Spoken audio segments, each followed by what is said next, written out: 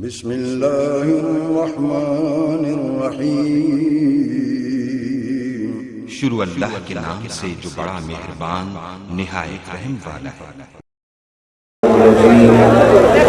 بسم اللہ الرحمن الرحیم۔ وقل رب زدنی علما۔ صدق اللہ العظیم وصدق رسولہ النبی الکریم الامین، ونحن على ذلك لمن الشاهدين والشاكرين والحمد لله رب العالمين۔ إن الله وملائكته يصلون على النبي يا أيها الذين آمنوا صلوا عليه وسلموا تسليما۔ اللهم صل على سيدنا ومولانا محمد معدن الجود والكرم وآله وصحبه وبارك وسلم۔ سارے ذرا درود شریف پڑھیے۔ الصلاۃ والسلام علی آلک واصحابک یا حبیب اللہ۔ تمام تعریفیں، حمد اور ثنا اللہ تعالیٰ جل جلالہ کے لیے۔ درود و سلام نبی اکرم نور مجسم شفیع معظم صلی اللہ تعالی علیہ وسلم کی ذات والا صفات کے لیے درود و سلام کے بعد آج کی یہ خوبصورت پروقار تقریب سعید جلسہ دستار فضیلت کے خوبصورت عنوان سے انعقاد پذیر ہے۔ اللہ تعالیٰ اس ادارے کو اپنی رحمت کا سایہ عطا فرمائے، کامیابیاں نصیب فرمائے، اہتمام کرنے والوں اور تعاون کرنے والوں کو اخلاص کی نعمت اور دولت عطا فرمائے۔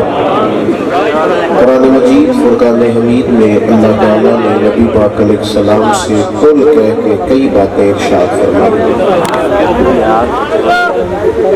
ایک مقام پہ فرمایا وَقُلْ رَبِّ زِدْنِی عِلْمًا۔ اے محبوب علیہ السلام، آپ اپنے رب کی بارگاہ میں یہ عرض کیجئے کہ اللہ میرے علم میں اضافہ فرما۔ اللہ تعالیٰ نے اپنے محبوب پاک علیہ السلام کی زبان فیض ترجمان سے یہ الفاظ ادا کروا کے ہمارے لیے ایک بہت بڑا دستور بنا۔ تھوڑے سے ساتھ ہو جائیں جی حضرات، تھوڑے سے، اللہ آپ کو جزائے خیر دے۔ تھوڑی سی اور تکلیف دی، حرکت میں برکت ہے تو نامناسب پر ذرا سا ساتھ ہو جائیں۔ آپ ادھر ہو جائیں گی، حضرت مفتی صاحب کے آپ قدموں کے قریب ہو جائیں گے تو فیض ہی ہوگا انشاءاللہ۔ اللہ آپ کو جزائے خیر دے۔ آپ بھی تھوڑے ادھر پیچھے ہٹیں گے، یہ سنگیت سے بھی جگہ بن جائے۔ تھوڑے ایک قدم جی مفتی صاحب تھوڑا سا پیچھے، آپ کو اللہ برکت دے دی گا سنگی بار بار۔ اللہ آپ کو سعادت مندیاں عطا کرے۔ دیکھیں بزرگوں نے آپ کے لیے کوشش کی ہے تو ان کو بھی تو اجر ملے گا۔ آپ لوگ سے چند ایک باتیں کرنی ہے۔ علم کا مطلب ہوتا ہے جاننا۔ جب آدمی کسی چیز کو جاننے لگ جاتا ہے نا تو پھر بڑی حد تک اسے یہ توفیق ملتی ہے کہ وہ اس چیز کی معرفت بھی پا جاتا ہے۔ دین کا جو علم ہے نا اس کا سٹیٹس یہ ہے کہ بذات خود علم کی جد و جہد اور علم کی کوشش، کچھ چیزیں ایسی ہوتی ہیں جو حصول کے بعد نفع دیتی ہیں۔ آپ نے اس چیز کو حاصل کر لیا، کوئی کام آپ سیکھ رہے تھے، آپ نے سیکھ لیا، سیکھنے کے بعد آپ نے شروع کیا تو اب وہ آپ کو نفع دے گا۔ دین کا علم وہ نعمت ہے کہ جب آپ سیکھنا شروع کرتے ہیں نا اسی وقت نفع ملنا شروع ہو جاتا ہے۔ دین کا علم حاصل کرنا، طالب علم بننا، یہ عبادت ہے، یہ عبادت ہے۔ جس طرح تسبیح لے کر سبحان اللہ سبحان اللہ سبحان اللہ الحمدللہ الحمدللہ الحمدللہ پڑھنا عبادت ہے نا، اسی طرح وضو کے مسئلے سیکھنا بھی عبادت ہے۔ اسی طرح غسل کا طریقہ جاننا بھی عبادت ہے۔ اسی طرح نکاح اور طلاق کے مسائل سیکھنا بھی عبادت ہے۔ آپ صاحب نصاب ہیں تو آپ کو جس طرح زکوٰۃ دینے کا ثواب ملے گا اسی طرح مسائل زکوٰۃ سیکھنے کا بھی ثواب ملے گا۔ ہمارے یہاں یہ ہوا کچھ عرصے سے کہ لوگوں نے یہ کہا کہ طریقت اور ہوتی ہے، شریعت اور ہوتی ہے. لوگوں نے یہ کہا کہ یہ آدمی درویش بندہ ہے، صوفی آدمی ہے. تو لوگوں نے اس کا معنی یہ کیا کہ شاید کوئی بڑی پگڑی والا، بڑے جبے والا آدمی ہو، تسبیح 500 دانے والی ہو اس کے پاس، چھوٹی نہ ہو، اور جبہ اس نے چنگا تگڑا پہنا ہو، ہٹو بچوں کی داستانیں ہو، تو وہ پیر صاحب ہوتا ہے. جب بھی آپ کسی ایسی چیز کو سپورٹ کرتے ہیں جو چیز درست نہیں ہوتی، تو اس کا مطلب یہ ہوتا ہے کہ آپ سوسائٹی میں غلط کام کو سپورٹ کر رہے ہیں. جب ہم نے ایسے لوگوں کو سپورٹ کیا جو ان پڑھ تھے، دین سے دور تھے، ہم نے ان کو سپورٹ کیا. بڑی تکلیف سے کہتا ہوں، میں اعتراف کرتا ہوں اس غلطی کا کہ منبر و محراب نے بھی سپورٹ کیا. جن کو نہیں کرنا چاہیے تھا انہوں نے زیادہ کیا. ہاں، اس شخص کو لا کے صدارت کے لیے بٹھا لیا جو بالکل ان پڑھ آدمی، آپ اس کی تعریفیں کر رہے ہیں. ساری زندگی مولوی صاحب نے کہا پیر بڑے شاندار ہوتے ہیں. کبھی کسی پیر سے بھی کہلواؤ نا کہ مولوی بھی اچھے لوگ ہوتے ہیں، کہلواؤ. جب تک آپ علم کو سپورٹ نہیں کریں گے، آپ دیکھیں نا، ہمارے ہاں مزاج یہ ہے کہ ایک طرف ایک عالم دین اگر کتاب و سنت کے اسباق دہرا رہے ہیں اور وہ ہماری تربیت کر رہے ہوں. ایک ہوتا ہے نقطہ سنانے والا خطیب، ہو اسٹیج پہ ایسے لگتا ہے جیسے ابھی گرے گی کوئی چیز، یعنی وہ کہہ رہے ہیں کہ پتہ نہیں میں کیا کہنے لگا ہوں، پیچھے پیچھے ہٹ جاؤ، جملہ آنے لگا، پتہ نہیں کیا ہونے لگا. میری طرح کا بندہ ڈر رہا ہوتا ہے کہ کوئی بام بھی نہ چل جائے. نہیں تو تک تو نے کرنی ہے جو بات کر دے. یہ کون سا اسٹائل ہے منبر و محراب کا، دعوت دین دینے کا، کہ جس میں آپ نے اس قدر زیادہ چیزوں کو الجھا دیا ہے؟ تو ہوتا یہ ہے کہ ہم سمجھتے شاید یہی بڑا کام ہو رہا ہے، خطابت ہو رہی. حالانکہ جب کوئی آدمی فجر کی نماز کے بعد سادی مسجد میں سادہ عالم دین بہار شریعت کھول کے آپ کو وضو کے مسئلے بتا رہا ہوتا ہے، تو وہ بھی دین کی بہت بڑی خدمت کر رہا ہوتا ہے. خوش قسمت ہوتے ہیں وہ نمازی خوش بخت ہوتے ہیں جن کی مسجد کے امام صاحب فجر کے بعد قرآن مجید کی آیات کا ترجمہ انہیں سناتے ہیں. ان کو قابل رشک اپنے آپ کو جاننا چاہیے.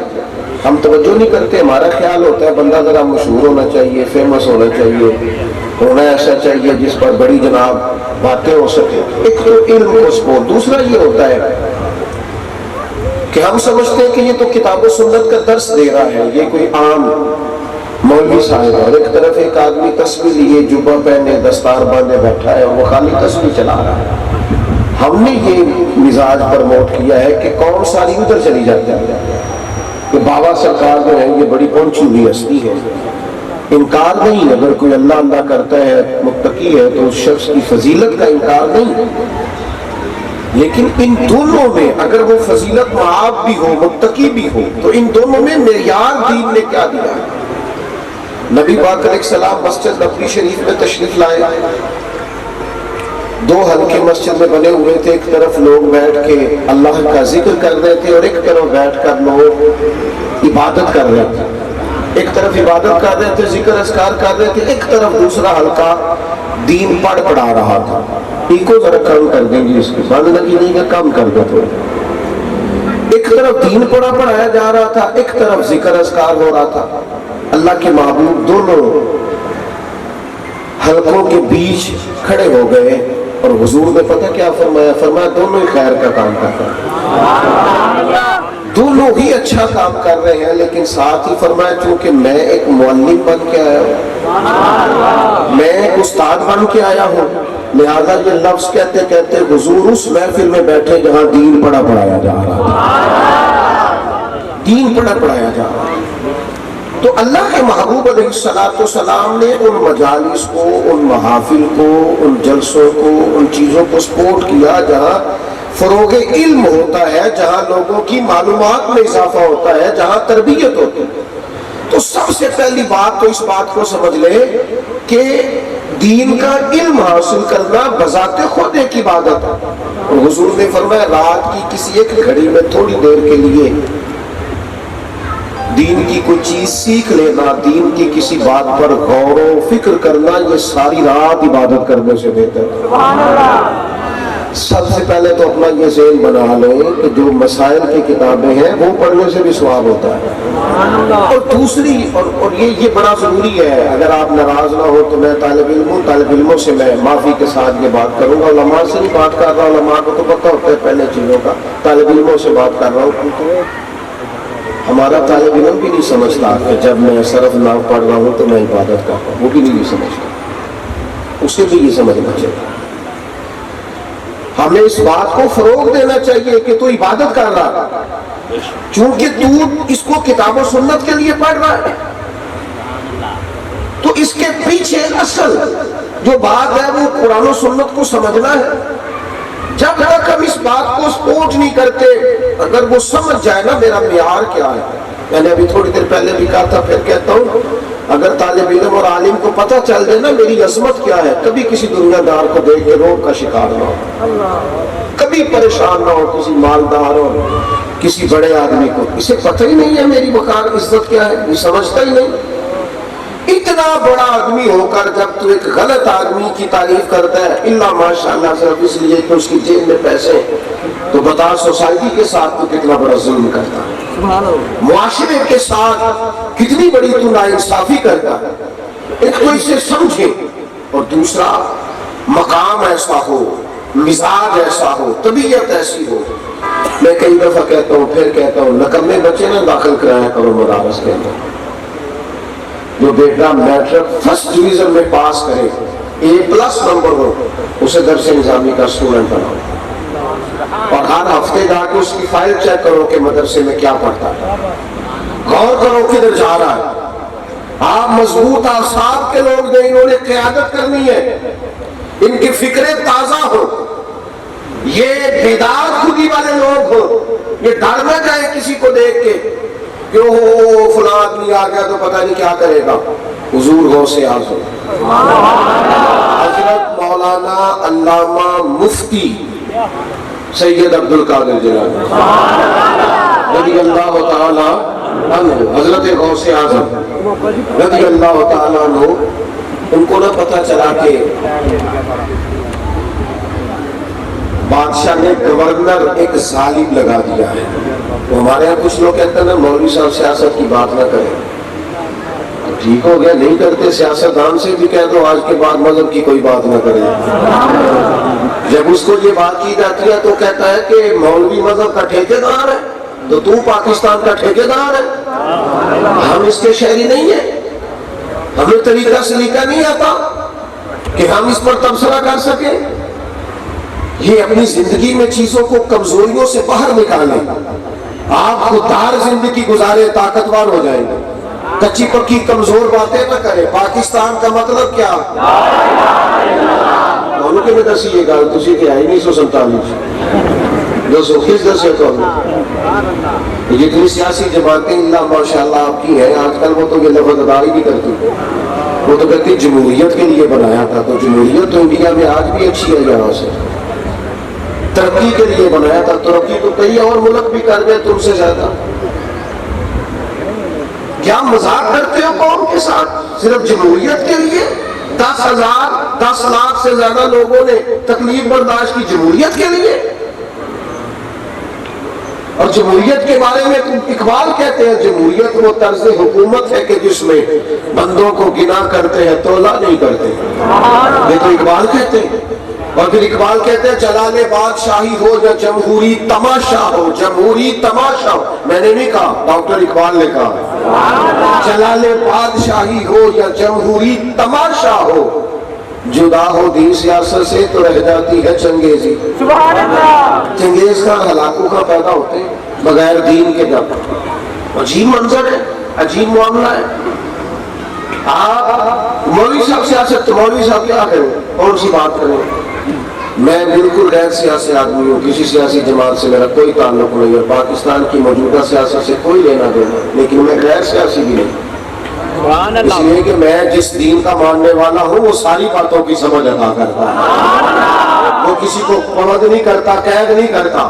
ہاں وہ الگ بات ہے کہ ہم نے ہر دکھ کو محبت کا تسلسل سمجھا.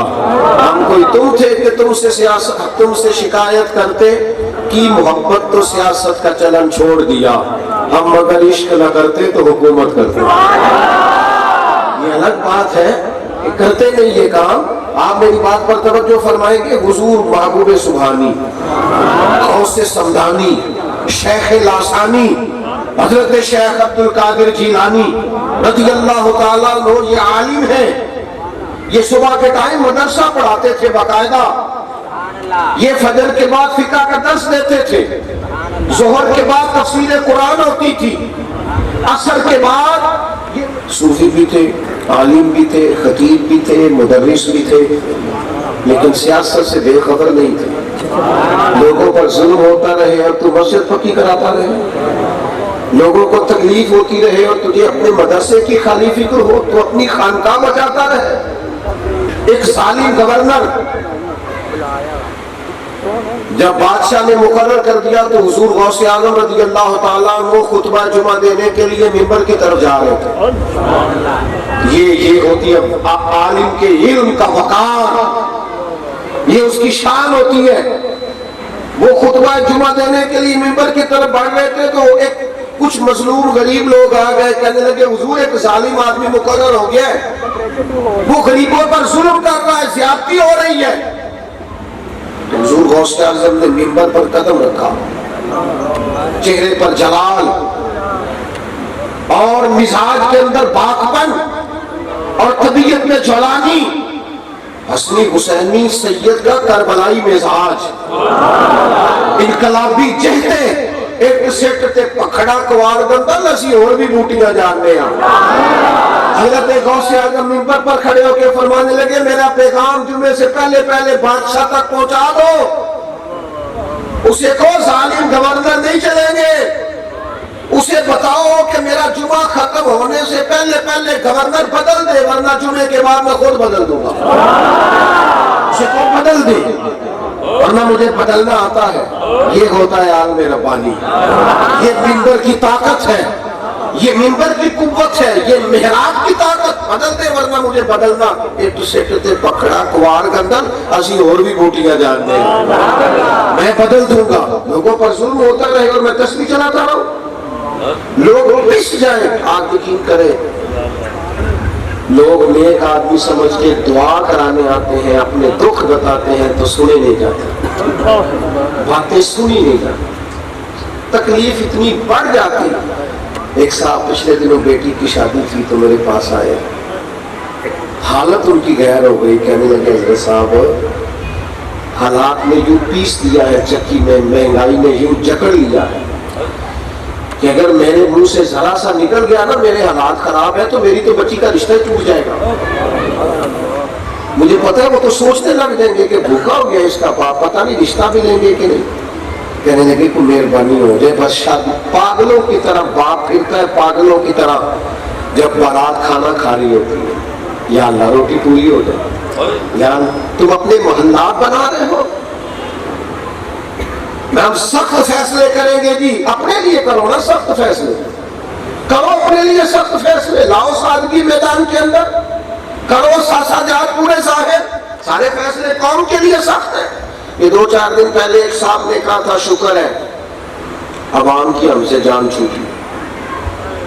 میں کہ تسی نہ شکر کرو آسانی تھوڑی چڑھنی اسی اگلے الیکشن جو ہے تھوڑے نال ہی. یہ غلط کہا ہے آپ نے کہ آپ نے کہا چھوٹی ورنہ یہ قوم اللہ خیر فرمائے. کہتے فلانی پارٹی انقلاب لائے گی. کون سی؟ وہی پرانے سارے چہرے نئے نئی جماعتوں کے نام لے کے آ جائیں گے. پھر وہی سارا کچھ ہوگا.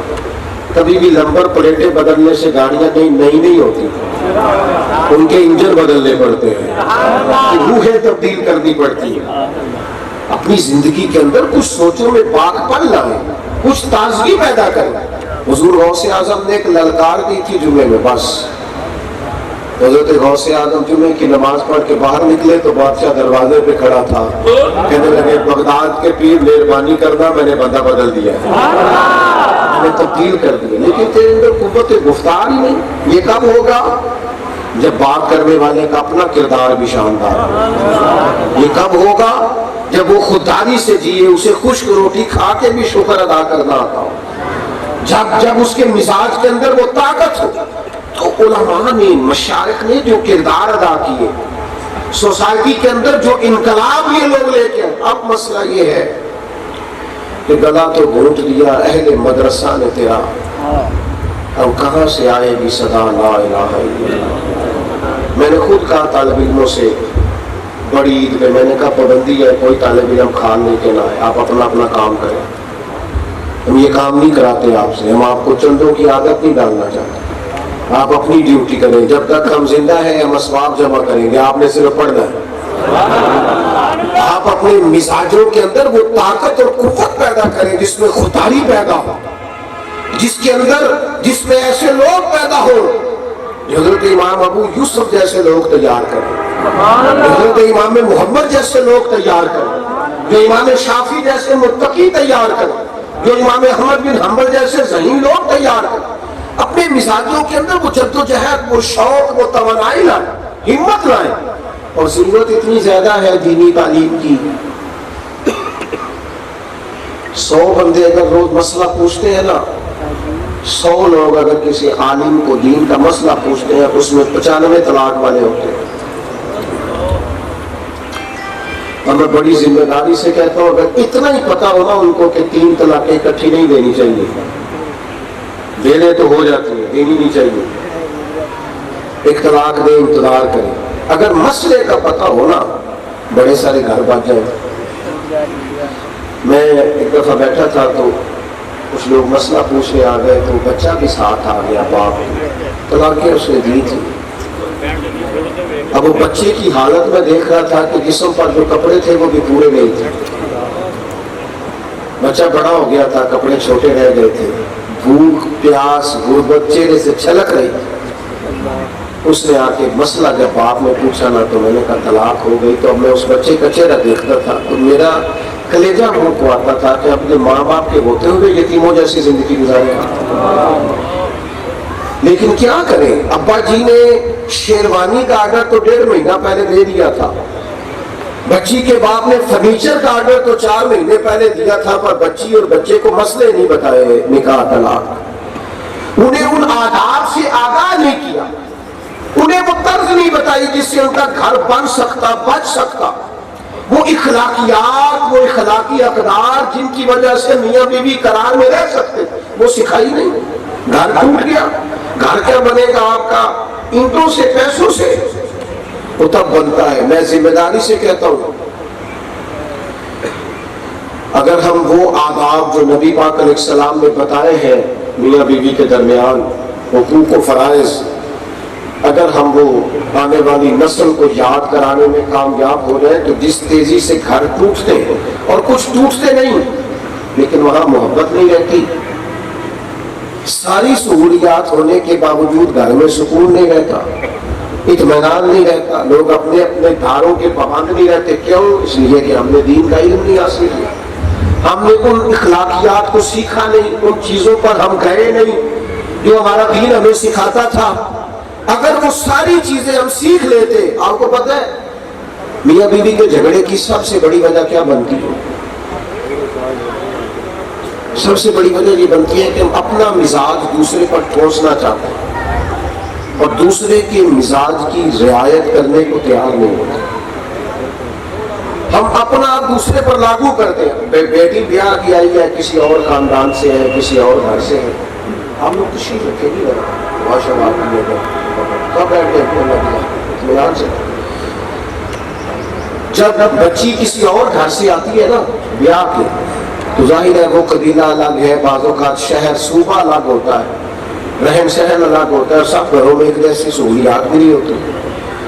تو بجائے اس کے کہ آپ اسے کہیں کہ وہ 1 ہفتے کے اندر آپ کی مزاج اور طبیعت کی پابند ہو جائے، آپ تھوڑا سا نا ذرا اس کا مزاج بھی تو سمجھے نا کہ مزاج کیا ہے، اس کی بھی ذرا رعایت کرے نا۔ یہ ماں باپ کیوں تکلیف میں ہوتے ہیں بچوں کی وجہ سے؟ بچے ماں باپ کی خدمت تو کرتے ہیں، کپڑے کا، جوتے کا، کھانے کا بندوبست کرتے ہیں، ماں باپ کا مزاج نہیں سمجھتے۔ اور نبی پاک نے کیا فرمایا؟ اللہ کے محبوب علیہ السلام نے فرمایا جس کا باپ راضی ہو گیا اس کا اللہ راضی ہو گیا۔ یہ حدیث ہمیں کیا بتاتی ہے کہ تم یہ سمجھو تمہارا باپ راضی کیسے ہوتا ہے، اس رضا کو حاصل کرو، وہ رضا کیا ہے، اس طرف اپنے آپ کو لے کے جاؤ، وہ رضا کیا ہے ان کی۔ ہم اس بات کو سمجھتے نہیں، ہم کسی کے مزاج کی رعایت کرنے کو تیار نہیں ہوتے۔ تھوڑا سا دوسروں کے جذبات احساسات کا خیال بھی ہمیں ہونا چاہیے۔ اس کی آواز ٹھیک چل رہی تھی، بالکل آپ نے کیوں گڑبڑ کر دی؟ آپ نے بے سورا مولوی بلایا ہے تو اس کو تو ضرورت ہی نہیں ہے اس کی یہ اونچا نیچا ہو، بس آدھا سمجھ ہے۔ میرے عزیز، مزاج کی رعایت، جذبات کا احساس، سیدہ طیبہ طاہرہ حضرت عائشہ صدیقہ ام المومنین رضی اللہ تعالیٰ، صدقے ان رستوں کے جن رستوں سے یہ خاتون گزرا کرتے تھے۔ کیا شان ہے اس خاتون کی جس کے پاس جا کے محبوب آرام اور چین محسوس کرتے ہیں۔ محبوبہ ہے، محبوب کائنات سیدہ طیبہ طاہرہ حضرت عائشہ صدیقہ رضی اللہ تعالیٰ عنہ فرماتی ہیں، ایک دن نا حضور نے مجھ سے عجیب بات کی۔ کریم محبوب فرمانے لگے، عائشہ جب تم مجھ سے راضی ہوتی ہو پھر بھی مجھے پتہ چل جاتا ہے، اور جب تمہارے دل میں کوئی بات ہوتی ہے مجھے پھر بھی پتہ چل جاتا ہے۔ یہ ذرا دیکھنا، دوسروں کے جذبات کا خیال کرنا، احساس۔ ہمارے ہاں تو ہمارے گھروں میں تو پورا احتجاج کرنا پڑتا ہے تب کوئی بات سنتا ہے۔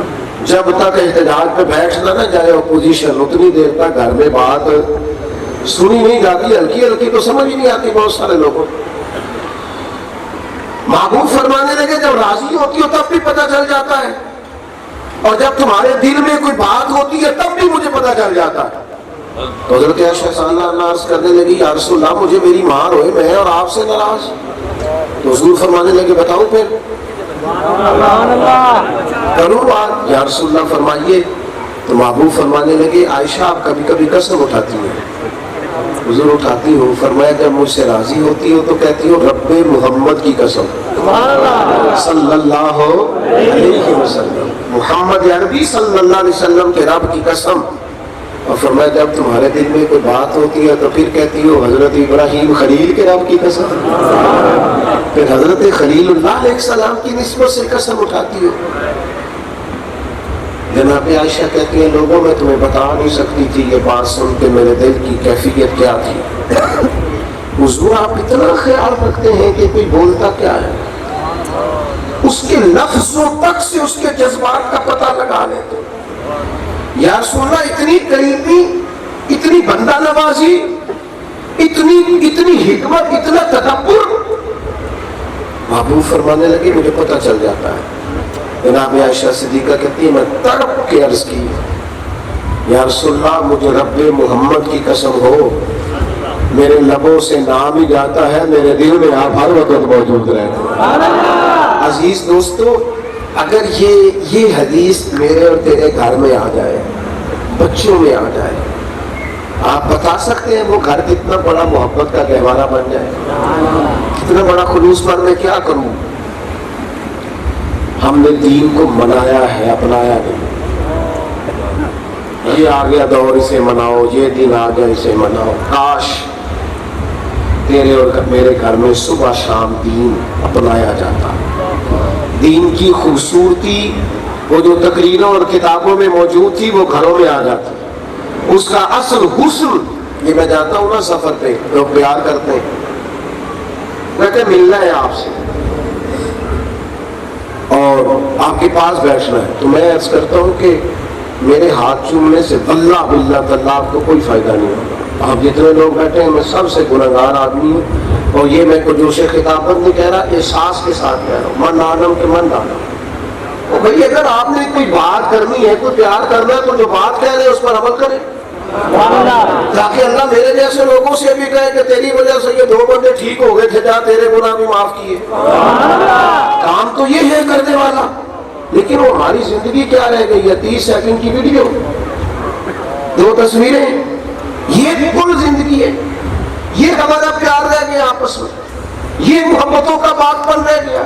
خدا کے بندے، دین عمل کے لیے آیا ہے، اور جب تو دین کا علم حاصل کر کے اس پر عمل کرے گا تو خود محسوس کرے گا تیری روح سج گئی ہے۔ تیرا باطن پھول کی طرح مہک گیا ہے، تیری طبیعت میں ایک باغ بن آیا، تیری زندگی تجھے مزہ دینے لگ گئی ہے، تیرا جینا، تیرا سونا، تیرا جاگنا، تیرا اٹھنا، تیرا بیٹھنا بامقصد ہو گیا۔ تیرے آپ دیکھیں نا، زندگی اگر کبھی دین کے علم کے مطابق سج جائے نا تو جینے کا کیا، مرنے کا بھی مزہ آتا ہے، مرنے کا بھی مزہ آتا ہے، مرنے کا۔ مولا علی شیر خدا کرم اللہ تعالیٰ وجہ الکریم کو زخم لگا ہے نا تو کیا کہتے ہیں، فزت برب الکعبہ، زخم لگا ہے، دنیا سے جا رہے ہیں، بچوں کو چھوڑ رہے ہیں، احباب کو چھوڑ رہے ہیں، عقیدت مندوں کو چھوڑ رہے ہیں، اسلام پر ان کے جو خدمات ہیں سے وہ جا رہے ہیں، لیکن کہتے کیا، فزت برب الکعبہ، رب کعبہ کی قسم میں کامیاب ہو گیا۔ کیوں؟ جو کہتے ہیں جس مقصد کے لیے زندگی تھی لو میں نے جان بھی اسی مقصد کے نام کیا، اے سجنا سا توڑ دے بھائی، جان دیتی تیرا تیرے۔ وہ میرے عزیز بامقصد زندگی ہو جائے گی، دین کا شعوری علم حاصل کریں، شعوری آپ وہ چیزیں سیکھیں۔ اعلیٰ حضرت بریلوی رحمۃ اللہ علیہ لکھا ہے، ماں باپ کے انتقال کے بعد بھی بچوں کے ذمہ 12 حقوق رہتے ہیں، کیوں نہیں یاد کیے ہوئے آج تک؟ ان کے والد کے انتقال کو 40 35 20 سال گزر گئے، انہوں نے بھی نہیں یاد کیے کہ ہمارے ذمہ اب ان کے حق کیا ہیں۔ وہ اب بھی تیرے ماں باپ ہے، تیری ذمہ داریاں ہیں ابھی بھی، ان کے لیے دعائیں بخشش کرنی ہے، ان کی نیکیوں کو جاری رکھنا ہے، ان کے دوستوں سے اچھا سلوک کرنا۔ آپ یقین کریں دین ایسی چیز ہے جو انسان کو ہر لحاظ سے مطمئن کر دیتا ہے۔ لوگ بے چین بے قرار الجھی ہوئی زندگی نہیں گزارتے، انشراح صدر نصیب ہوتا ہے دین پڑھنے کے بعد، سینہ کھلا ہو جاتا ہے، انسان محسوس کرتا ہے کہ ایک ایک لمحہ زندگی کا قیمتی ہے، دنیا میں آنا بامقصد ہے۔ آپ دیکھیں اب ترغیب و ترغیب میں حدیث ہے، ایک صحابی نے آ کے عرض کی، یا رسول اللہ صلی اللہ تعالیٰ علیہ وسلم والدین رخصت ہو گئے دنیا سے۔ ایک شخص نے پوچھا، بڑی خدمت کی، پوری طرح ڈیوٹی کی، لیکن بعض چیزوں کا نا حسرت رہ گئی کہ کاش یہ بھی ہو جاتا۔ انہوں نے پوچھا ہمارے بھلے کے لیے، یہ کئی دفعہ پتہ نہیں ہوتا کہ انہوں نے اتنی جلدی چلے جانا ہے، پتہ نہیں ہوتا۔ عرض کی حضور بعض چیزوں کی حسرت رہ گئی، تو نبی پاک علیہ السلام نے ہماری رہنمائی کر دی۔ حضور فرمانے لگے جس کے ماں باپ چلے جائیں اور اس کو پچھتاوا رہ جائے کہ میں پوری فرما برداری نہیں کر سکا، فرمایا اس کا بھی حال میرے دین میں ہے۔ یا رسول اللہ وہ کیا؟ فرمایا ان کے لیے دعائیں بخشش کرتا رہ، اللہ تعالیٰ تجھے ان کے فرما برداروں میں درد فرما دے۔ آپ دین کی طرف آئیں، آپ رغبت حاصل کریں، کتاب و سنت کو۔ میں چھوٹا آدمی ہوں، کئی دفعہ بڑی باتیں کرتا ہوں، کچھ انصار ہوتا ہوں کہ بزرگ بیٹھے ہوتے ہیں علماء، اچھا نہیں لگتا۔ ہمارے یہاں نا ممبر و محراب کے بھی موضوع طے ہیں،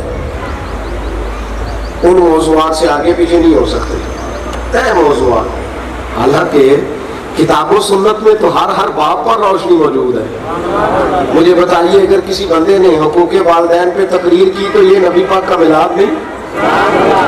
اگر کسی شخص نے پڑوسیوں کے حقوق پہ بات کی تو یہ حضور کو راضی کرنے والی نہیں؟ اگر کسی شخص نے سچ بولنے پر بات کی، دیانتداری پر بات کی تو یہ کیا نبی پاک علیہ السلام کو خوش کرنے والی بات نہیں؟ ہم نے کچھ چیزوں کو طے کر لیا ہے کہ اس سے آگے پیچھے ہونا۔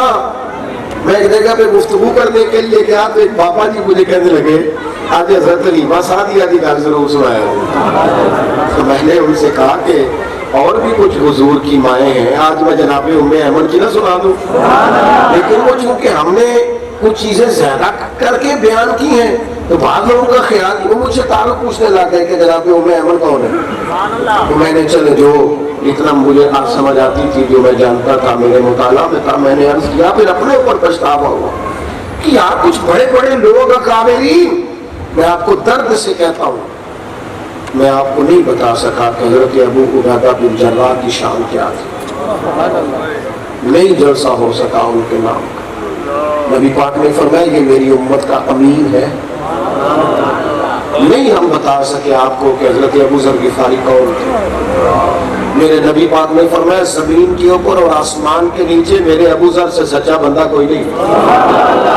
نہیں بتا سکے ہم آپ کو کہ حضرت معاذ ابن جبل کا درجہ کیا تھا، نہیں ہم بتا سکے کہ حضور کے حواری کا نام جناب زبیر بن عوام ہے، نہیں ہم آپ کو بتا سکے کہ جناب حذیفہ بن یمان کے ساتھ نبی پاک راز کی باتیں کرتے تھے، راز کی باتیں کرتے تھے رسول پاک۔ ہم نے ان لوگوں کے تذکرے نہیں کیے آپ کے ساتھ، اس لیے کہ چند ایک چیزوں میں ہم نے دین کے علوم کو بند کر دیا۔ یہ عظمتوں والے محبوب کے عظمتوں والے غلام، ایک صحابی آسمان ہدایت کا ستارہ ہے، وہ یارو جو بندہ سکھ سے جینا چاہے نا حضرت سلمان فارسی کو پڑھے، ایک مزیدار زندگی گزارنا چاہے وہ سیدنا بلال کو پڑھے، چپ کر کے پیچھے رہ کے مسجد میں جھاڑو دے کے حضور کے مہمانوں کی نوکری کر کے ساری زندگی رسول پاک کو راضی رکھا۔ کیا طرز زندگی ہے جس زندگی کے اندر کوئی پروٹوکول نہیں لیا، کچھ آگے نہیں بڑھے، کسی چیز کا مطالبہ نہیں، کسی صوبے کی گورنری نہیں، لیکن محبوب معراج سے واپس آ کے فرمانے لگے بلال کیا عمل کرتے ہو؟ میں نے تو جنت میں بھی تمہارے قدموں کی آواز سنی، جنت تک تمہارے قدموں کی آواز سنی ہے، وہاں تک اپنے وسعت دیں اپنے دل کو، اپنے اندر گنجائش پیدا کریں۔ بہت بڑا سمندر ہے، دین ہر جگہ آپ کو مطمئن کرے گا، آپ کی روحانی تسلی کرائے گا، آپ کے اندر فہم پیدا ہوگا۔ نبی پاک کی سیرت بندہ پڑھتا جاتا ہے نا، حضور کی سیرت مقدسہ، تو روح بندے کی جوان ہوتی جاتی ہے، اسے تازگی ملتی ہے۔ کس طرح رسول پاک نے وقت گزارا؟ میں کل ایک جگہ پہ کہہ رہا تھا، میں نے کہا لوگوں کا خیال یہ ہے کہ صرف مسواک کرنا اور میٹھا کھانا ہی سنت ہے، حالانکہ معاف کرنا بھی تو سنت ہے، دل صاف رکھنا بھی تو سنت ہے، ساتھی بولنا بھی، دیانتداری بھی، سنو نا، تھوڑے پہ گزارا کرنا بھی، ایک وقت کھانا ایک وقت فاقہ کرنا بھی، نہیں کوئی نہیں سمجھ رہے گا، آخری والی پہ آپ چپ کر گئے ہیں۔ جس طرح میٹھا کھانا سنت ہے نا، کبھی کبھی فاقہ کرنا بھی سنت ہے۔ اگر یہ پتہ چل جائے تو جتنا غریب رونا روتے اتنا کبھی نہ روئے، انہیں پتہ چل جائے کہ ہم کس طریقے پہ عمل کر رہے ہیں اتنے کمزور کبھی نہ پڑے۔ اپنی زندگی دین کے علوم کی طرف رغبت پیدا کریں، کوشش کریں آگے بڑھ کے کہ ہم نے کچھ نہ کچھ علم حاصل کرنا ہے۔ جتنے مدارس دینیہ ہیں نا، وہ بڑی جدوجہد سے آگے بڑھتے ہیں۔